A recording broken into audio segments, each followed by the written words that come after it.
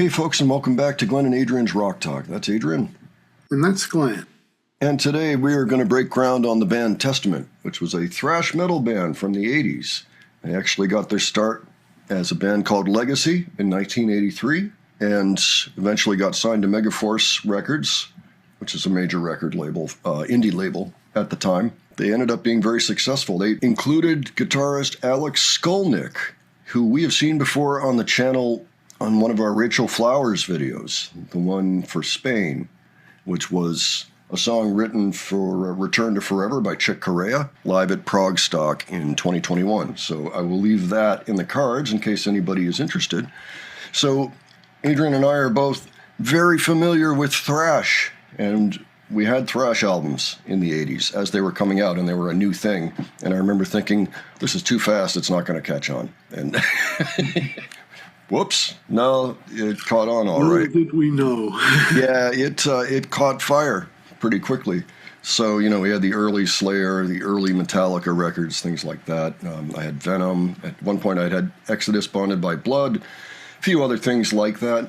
But I never did, and we never did, delve into kind of the West Coast, San Francisco Bay Area thrash bands, and there was a whole scene there. In fact, they called it, let me see what they called it. There were 6 bands coming out of there, and one of the other bands was Exodus. And this was kind of the second wave. So it was after Slayer and Metallica and Ital, those bands, but not far after. Their first album came out in 87. They ended up being a very successful band. Their third album was Practice What You Preach, came out in 1989. And that's actually where today's track is coming from. Today we're going to be looking at the title track for that song, which, by the way, was partially written by Skolnick. Again, it's a brand new band for us, even though it shouldn't be. I mean, I remember hearing about Testament all the time, but this is just a whole wing, and there's players involved. I mean, unless you talk about some of the guys that were in Exodus early on, like I think Steve Souza is one of them, who was also in this band, Testament. Generally, it's an unknown to us, so we're looking forward to checking this out. And this particular performance comes from Bloodstock 2017. And they were on the Ronnie James Dio stage. Ooh. How cool. Okay, so it's a UK festival, Derbyshire. Okay. Adrian, do you have any info about Testament you can add to this? Because I think I'm tapped. Really? I've heard the name before, but I never really checked them out. I'm pretty sure we saw their albums in the record racks back then when we were buying all this stuff. Probably. I had very little doubt, By the time of the late 80s, like when this came out, I was pretty much already done and moved on from thrash.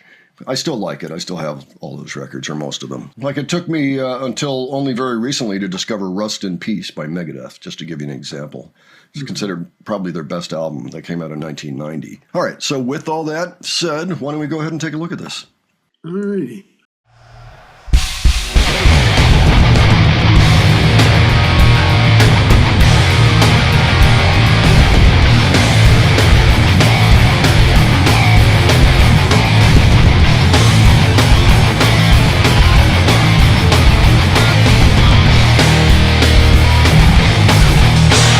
That's Skolnick right there.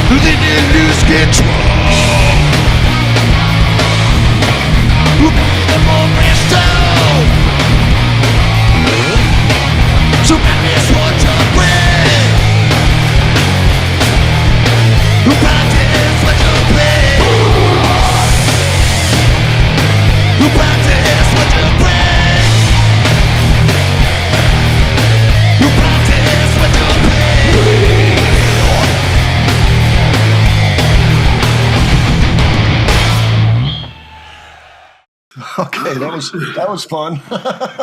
Yeah. Wow. In the beginning, I was thinking of James Hetfield from Metallica when hearing the vocals in the beginning of the song. They are not that far from James Hetfield sounding vocals, I must say. I think I agree with you on that.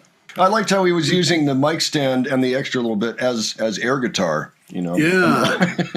And maybe also just as a ballast to move around. You know, usually vocalist has just got one arm up there, and that can be, you know, if you got two, you know, now you got something. You got a little bit of more balance, and, you know, let's see where that would be useful. Sort of riffs in the song, you know, it's a kind of metal that I like to remember. It reminds me of an earlier time when rock and roll was about rebelling and having a good time doing it. Yeah, it totally brings me back to the 80s, you know, thrash, no question about it. And yeah, maybe a little bit later on, thrash, you know, so that makes perfect sense. I would like to hear the album, actually, now, because I found the song to be very catchy. I liked the construction of it. I liked the guitar solo in the middle there by Skolnick.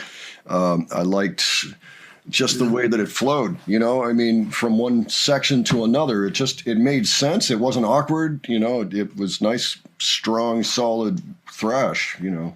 It's really good stuff. And there were like the switcheroo guitar solos. You know what I'm talking about? Sort of Slayer style Yep. tag team guitar solos when one guy starts, the other guy throws in a lick, and then he goes back to the first guy.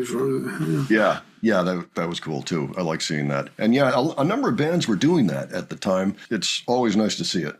I think it's a cool technique. It almost feels more collaborative, like, hey, it's a group effort, you know, instead of just one guy going off for a while. That's cool. I want to go back and take a look at the names of the people that were involved at the time. Chuck Billy is the vocalist, and I guess he actually joined up while they were still Legacy, so he's on all the albums.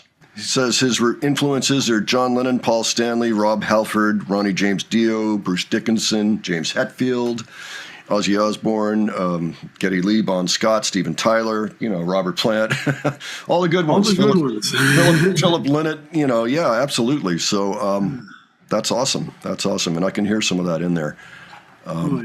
Yeah, I enjoyed his performance. Who else did we have here? Now, I'm not sure because this is 2017, but I can at least say, okay, Alex Skolnick, obviously still in the band. I don't know if these other guys are still there. No. Okay, so they have a new drummer up there, new bassist. Okay, and that other guitar player, is he? So it sounds like really the band these days, or when this happened, was Skolnick and Billy, you know. So vocals and lead guitar.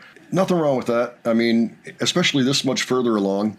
You know, it's for some of these guys, it's amazing they lasted so long. But, I mean, Slayer has retired. So many people dropped out of the music business, and there have been changes. So it's not surprising, especially in a genre like thrash, you know. So power to them that the band is still out there. They're still doing it. They're still playing the music. I would like to check out their first album sometime, but maybe first thing we should do is just ask for another suggestion for us to look at from Testament. Yeah, folks, why don't you leave that below if you have it. And let us know what you thought about this. Were you a Testament fan? Did you have their albums? Can you contextualize them any better than we did? I mean, we kind of understand where they fit in. You know, it's just that we didn't hear them at the time. That's all. So, what do you think, Adrian? Yeah, they're pretty. I think they're quite good. Loved all the Marshalls up there. Yeah. I just always like seeing huge amounts of Marshall cabs. You know, stacks. Rock and roll dream. Yeah. Stacks of Marshalls. I mean, Deep Purple did it, right? So, like I say, any suggestions, leave them below, and of course your thoughts as well. And if you enjoyed this video, please give it a like. And if you enjoyed our presentation, please subscribe. All right, thanks so much for joining us, and we'll catch you on the next one. All right, take care, folks. See you all later.